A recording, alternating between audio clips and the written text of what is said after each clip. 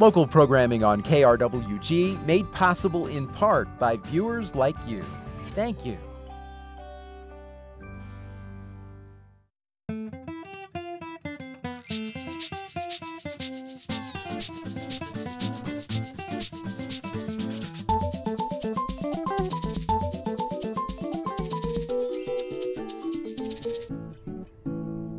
Welcome to Fronteras, a Changing America. I'm Edmundo Resendez. Starting on March 30th through April 1st, KRWG-TV will present a new documentary from Ken Burns, Cancer, Emperor of All Maladies, on Fronteras. Today, we wanted to take a look at how cancer affects our local community. Vangie Yanez was diagnosed with breast cancer, and she is our guest during our first segment. Vangie, welcome to Fronteras. Thank you. Why don't we start out our conversation with how you are doing today since you've been diagnosed, and how long ago were you diagnosed? Today I'm doing great. I was diagnosed on September 10th, 2014, and as of January 22nd, I am cancer-free. I'm still going through the treatments, but I'm cancer-free. What adjustments have you had to make since you were initially diagnosed? Because, you know, one of the things that I hear from people that have cancer is that every day is different.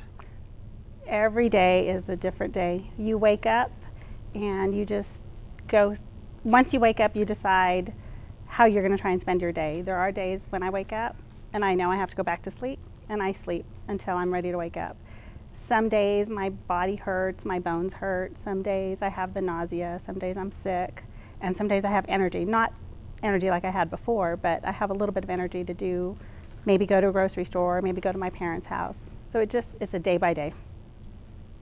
Let's talk about your initial diagnosis. How did you discover that you had breast cancer? On August 28th, I felt a lump in my left breast, and I wasn't sure, so I had my daughter check, then I had my mom check, and after that I called the doctor and ended up being breast cancer. Prior to that, did you do, did you go to the doctor to get mammograms done? Did you do self-examinations? Yes, I've been receiving mammograms for five years already, and I actually had my annual in May, nothing.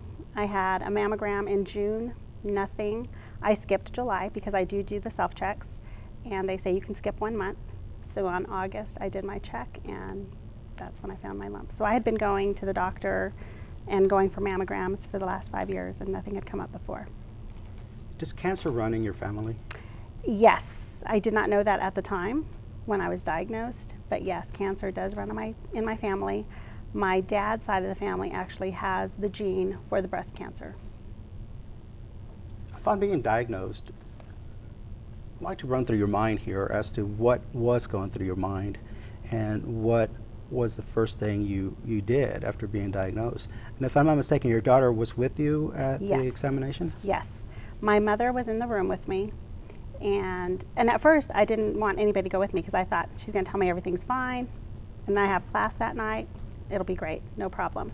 I finally decided to let my mom know and let my daughter know that I was going for the results.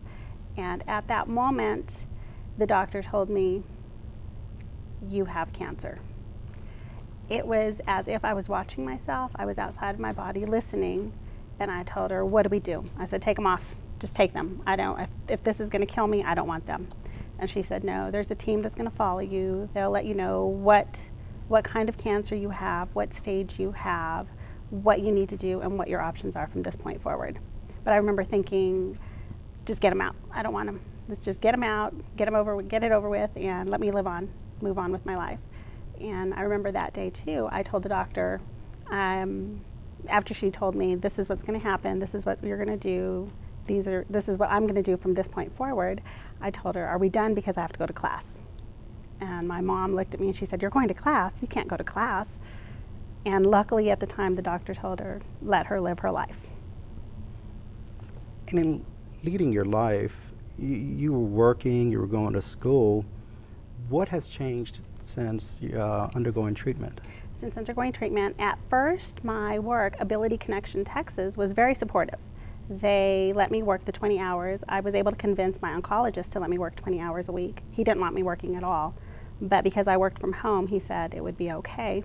And as of January 30th, I've been laid off of work. Does that mean no insurance? It means no insurance, it means no income, it means going to all the agencies to try and see who can help me now.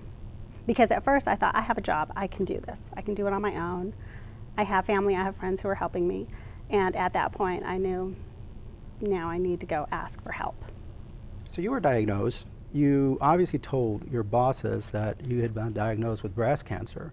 What was the reaction initially? Initially, they were very supportive. They were very supportive. They said they would work with me. They said they would send people down to the El Paso office if I needed them, because the corporate office is in Dallas. And in the beginning, they were doing everything they said they were going to do. And then just on January 30th, while I was still out on medical leave after having a lumpectomy, they called me and let me know that my position was being eliminated. You say that you started going from agencies to agency, pretty much looking for help. How difficult was that for you to do that after having been working your entire life? Luckily, I'm a social worker, so I know there's help out there. And I figured if this is going to get me where I need to be and help me keep my house, keep my car, have food on the table, I was going to do whatever I had to. So I had no problem going to seek Medicaid, food stamps, SNAP, and any other income I can get. Where are you today with regards to your finances? Right now, I'm actually appealing unemployment, because my unemployment was denied because I was working in Texas, live in New Mexico, so I'm having to go back and forth. And I'm currently looking for a job, but I also applied for Social Security disability, waiting to hear from them as well. It's a lot of what you have to go through today, waiting to hear on different issues that are going on in your life. And how frustrating is that? That is very frustrating. That is more stressful than actually having cancer and actually going through therapy, chemotherapy. The waiting to see if I qualify for this or that, or if I do qualify, how much am I going to receive, has also been very difficult. So as you look for a job, how challenging is that to, know that you're looking for a job and where you don't know from day to day how you're going to be feeling? That's what scares me the most, is that I don't know how I will be from day to day. And my own company didn't keep me after being diagnosed. I can't hide that I have cancer. So sometimes I'm not even motivated enough to want to go look for a job, because I think if this company who works with people with disabilities didn't even keep me, what chance do I have looking for another job? What kind of support group have you surrounded yourself with that could help you go through these tough times and the good times? I have an awesome support group. I have my parents, my mom, my stepdad, my family, my siblings, my nieces, my daughter, my friends. And in the beginning, I only informed a few friends, my very closest friends, the ones that I knew were going to be there with me through thick and thin. I contacted them first to let them know this is what was happening. And then eventually I contacted the rest of my family and friends to let them know. But I gave everyone an out. I told them this is going to be a difficult journey. I'm going to be focusing on me, on my life and living. And if that's something you can't deal with, I understand. So. Any major losses? Nope. The ones that have left obviously weren't supposed to be in my life. Because this runs in your family and on your father's side, how have you approached the subject with your daughter in having her understand that there's a possibility that she might one day be diagnosed? That has been difficult, because I've been discussing that with her for many, many years. Her grandmother on her dad's side, and her aunt on her dad's side, and her other aunts on her dad's side have been diagnosed with breast cancer and are currently going through remission. So I've been talking to her about this for years. So I let her know, okay, now it's mom too. It's not just your dad's side, it's mom as well. So I talked to her about it. She's very stubborn. She's refusing to get checked, but She's 24. she's 24 years old, so she's invincible. She knows what's best for her. So it's a struggle. I worry more about her than what I'm going through. And, you know, in dealing with her to understand this, I mean, how does she react to seeing you undergo your treatments? It was difficult for her because she had seen her aunt go through it, and she was a lot younger at the time. So she was very scared, but at the same time she would give me my space. And one day I was sitting at the table crying because I couldn't eat. And I told her, I just want to eat. You don't understand how important it is to be able to chew your food, eat your food. I'm tired of the smoothies, I'm tired of the Ensure, I just want to eat crackers and cheese. And that was hard for her because she's never seen me cry. And so that was one time that she saw it, but I don't think she still understood how difficult it was. One day I asked her to massage my legs because my bones hurt. And so when she was rubbing, I told her, you're rubbing too hard. You're rubbing too hard. I started crying, and so she started crying because she said, you like massages to be hard. You used to want me to be harder on your back or harder on your legs. And I told her, right now, it hurts too much. So. Vangie, as you go around meeting other people that might too be diagnosed with cancer, what do you tell them? After you've been right now under treatment, but at the same time you're cancer free. What do you tell other people that have just been diagnosed? I let them know there's hope, not to give up on themselves. I would never give up. I've got too much to live for, and I can't see myself giving up. But I let people know it's difficult. You have good days and bad days. Everybody's journey is different, although some of our symptoms are the same. And I let them know, don't give up hope. Keep living. Keep doing whatever you can to keep living and keep going. Because with the difficult days, there are times I can see why someone would give up if they didn't have that support, if they didn't have that attitude to go on, if they didn't have people that they could talk to about whatever issue was going on. It's very difficult. So I let them know that as well. I don't try and pretend it's an easy journey. Well, Vangie Yanez, thank you very much for coming in and sharing your story with us. And we want to wish you the best of luck in your treatment and as you go through this journey. Thank you so much. I appreciate it. Thank you. For Fronteras, I'm Edmundo Resendez. Stay with us. We've got CARE, a local organization that helps those in need dealing with cancer.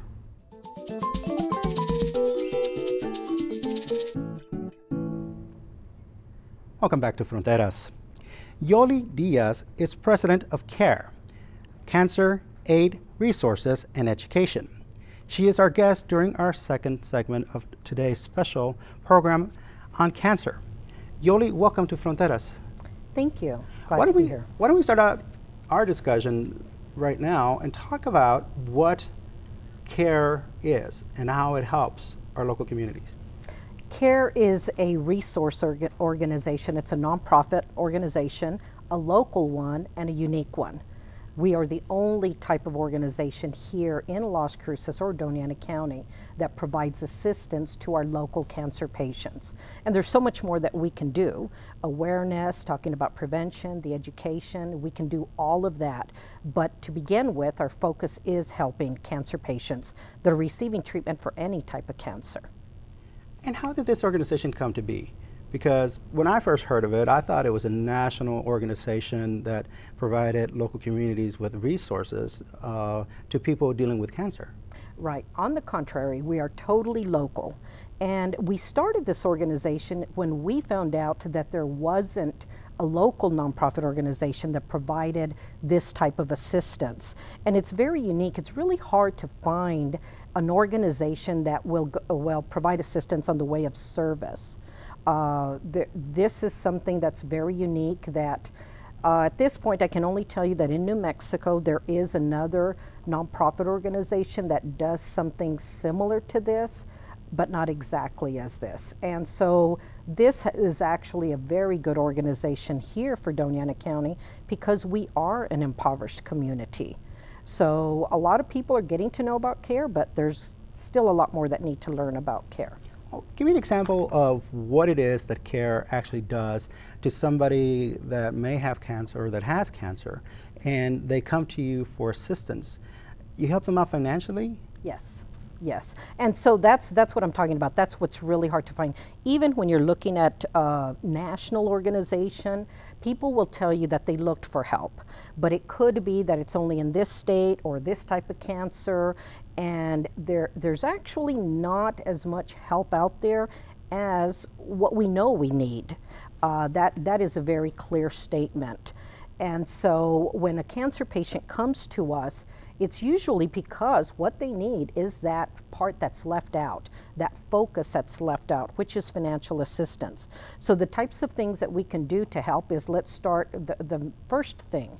If someone was working and they're off of work and their insurance is deducted from their pay, that's the first place to help them. If it's someone that's not insured, help them to get insured. And it could be that even though they can get some help there, if they need surgery, it may not cover the surgeon. So we could easily pay a copay to a surgeon. Basic living needs has been really a huge part of it. And the reason we help there is because what we're trying to do is assist a cancer patient, relieve some of that stress that they're going through. So making sure that their electricity is on, making sure that their water is running, making sure that they can stay in their home. Even if their only mode of transportation is a vehicle, we will help there. And definitely the priority is getting them to treatment. So we will help with gas cards. It could be just about anything that a cancer patient needs to survive everyday life. Let's talk about you. And you have a personal story dealing with cancer. Right. Would you like to tell us about that? Yes, back in 2005, my oldest son was diagnosed with melanoma. And it is a shock. This is why I know what a cancer patient goes through. It's a shock. And getting through that shock and deciding, well, what is it that you're going to do, or learning what you need to do, that's why, you know, we're able to have that focus. So my son actually was diagnosed in 2005, and then again in 2007, and again in 2010. So he's a 3-time melanoma survivor. So I know firsthand what gratitude means to still have my son alive. But I did lose my father to lung cancer, and that was in 2009. And so I know both sides of it, and I know how much a cancer patient needs help, some kind of help, to give them that hope to go on every day and just be able to make their life a little bit easier. That's what we're really about. How You must see a lot of stories that come through the door of CARE. Yes. Of people that are going through different situations, but all have one thing in common: they need financial help. Can you share some of these stories? Yes. Well, for example, Lupe Ugas. She is someone that actually, when we first got started, she needed assistance. She needed to be able to have surgery. She ended up getting diagnosed with 2 cancers. She had to be off of work for months. So we helped her with insurance. That was the focus. That was the main thing. And when you're dealing with cancer, you have to have insurance. You have to have some form of major help that way. We helped her in that way. We had another gentleman, and he had just finished dealing with his wife's cancer, and then he was diagnosed. So when you think of a financial crisis, they were just getting over a financial crisis, dealing with cancer, and starting a new one. And he's still battling, and we're still helping. We have the people that are in the outskirts, because our area is Doña Ana County. And so we have them that need to come in, and the biggest thing to help them is to be able to get here, getting those gas cards to them. And if they're off of work and they can't pay their rent, that is another huge area. So as far as basic living needs, I mean, utilities and rent, that's what we help with. We have another girl that she's dealing with breast cancer, and she was actually in the health field, and she's got to be off of work. So the biggest way that we were able to help her is to be able to help with her rent, her utilities, and then on top of that, what families are having to do, because we're an assistance, is families jump in, they help with fundraising to be able to cover these things. We could even help with, let's say it's somebody that doesn't have insurance. We could help with medical equipment. We could help with nutritional supplements. We can help with food. We do all of those things because these are basic living needs. They need to be able to get by. And when their life stops, when cancer comes into their life, it does. It takes a change. And it's like one of our, clients had said, when you are diagnosed with cancer, what you have is a life with cancer. And there's always that fear of a recurrence or a new occurrence. And so this is something that they know that they have to live with. And so when they come to us, I know that in the end, what we're doing is giving them a lot of hope that somebody is there looking out for them, that they're not going through this alone. And that's one of the things that we do commonly here. They feel that they're alone, but they're not alone. There's many people that are dealing with this devastating disease. What other challenges do these patients, these folks, face when they're confronted with being diagnosed with cancer? And, cancer, I would like to think it's not the same as it was 30 years ago, where Right. it might have been a death sentence. Now there's different treatments, there's options. But, Yes. what obstacles do these folks face aside from financial? Well, there is also the emotional. And that is the first thing. That's the first thing that any cancer patient will tell you. There is fear. They are afraid. We're all afraid when we hear that, when we hear those words actually to anyone that we know, because there is the fear of loss of life. And so that is the first thing that they go through. And then once they go through that day by day and learn what more they're compounded with, that's when the financial starts coming in. This is why we help on that end. There are some support programs. There's even a retreat that's held here in New Mexico. And one of the goals I have is the high hopes that we can have something like that here in southern New Mexico, because we've never had something that major that can really touch a lot of lives. And so that's actually coming up here in Albuquerque, and that's through another nonprofit organization, the Cancer Services of New Mexico. That's the type of event that can really help a lot of cancer patients. With all of these people that you're helping, or that are coming to you for help, and you're helping them from everything from helping them with their insurance to gas, how does an organization like CARE finance itself? Well, there's a lot of work involved. There's a lot of work. Keep in mind, we are an all-volunteer group, and we're that way by choice, so that the funds that we raise go to help cancer patients. So we receive no city, county, state, or federal funding. So what other way do we do this? It's actually getting out there, doing a lot of fundraisers, getting a lot of donors and sponsors. We look for everything that we can in kind. And so we have a lot of events. We have 11 events throughout the year. All of them are awareness events. Most of them are fundraising events. So in the end, it is through the generosity of the community. This is where we get our funds. It's not easy to find grants in the way of service. They're mostly in other areas, so we get out there, we have events, we ask people in the community, will you do a fundraiser for CARE? So that's one of the things we advertise, is that we are looking for community members to do at least one fundraiser a year to benefit CARE. And so, for example, we just had an event a couple of weeks ago. It was called Hot Legs for CARE, so I wanted to bring you a t-shirt. And what this event also was for colorectal cancer awareness. We went to the city and we had them proclaim the month of March as Colorectal Cancer Awareness Month. So that's what this event was for. And this was an event where it was a competitive event amongst males. It was called Hot Legs for CARE. And so that was a great event. These men collectively raised a little over $22,000. That's a huge help. And so that's an example of what the events can do, the kind of money that it could bring in, and keep in mind the kind of difference that we can make by bringing those kind of funds in. And we need it to happen. CARE helped KRWG tremendously in producing a series of radio stories and also tonight's show, Fronteras, by helping us with guests. And in meeting the different people that you suggested that we meet, Yes. one of the things that I noticed was that they're all positive about what's happening in their lives. They're thinking positive.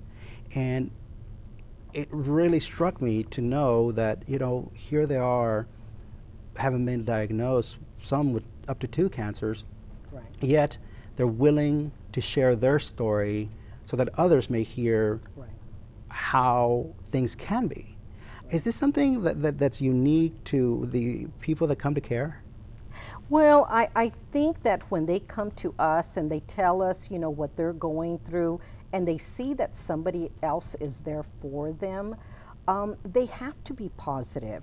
To go forward, you know, you have to have that positive attitude. And that's one thing I saw in my son too. And, you know, here I am, you know, inside just breaking down. But they need to live their life knowing that they are here today, the expectation they will be here tomorrow, and they have to concentrate on themselves. They have to see the positive side, and they are not alone. Well, Yoli, I want to thank you very much for coming in and joining us here on Fronteras again. Actually, this is your second time around. Yes. And want to wish you the best of luck with CARE. Thank you, Edmundo. Glad to be here.